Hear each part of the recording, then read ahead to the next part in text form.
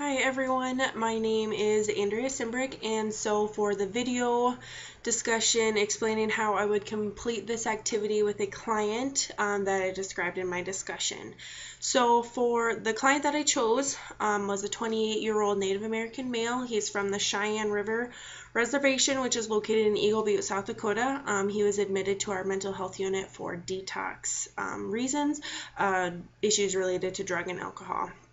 So for this client, at first he was super resistant to services, stating he was fine, normalizing his behavior, stating he was on a bender, not very open to sharing or talking with me at first, but towards the end of the conversation, he did start to open up a little bit more and was more willing to share, and also was debating treatment services by the end of our conversation.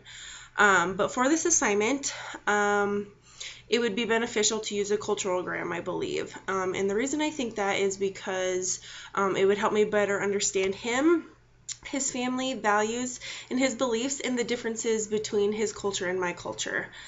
So to go about getting a culturogram for this client, I would start by asking about his family.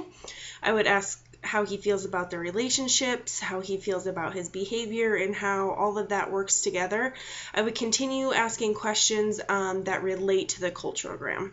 For this specific client, I don't think I would come out and say, hey, we're going to create this cute little map, with all your stuff so that, I can better understand you.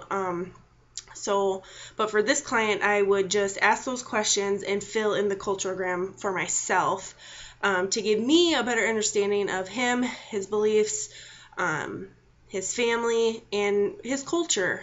Here in South Dakota, there are, I believe, at least 5 different Native American tribes that reside here in South Dakota, and while they're all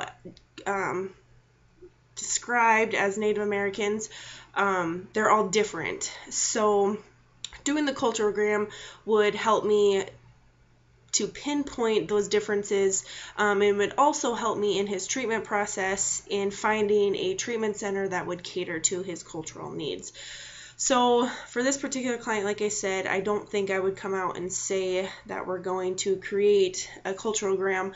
I would just continue to question him until the culturogram was filled out for myself.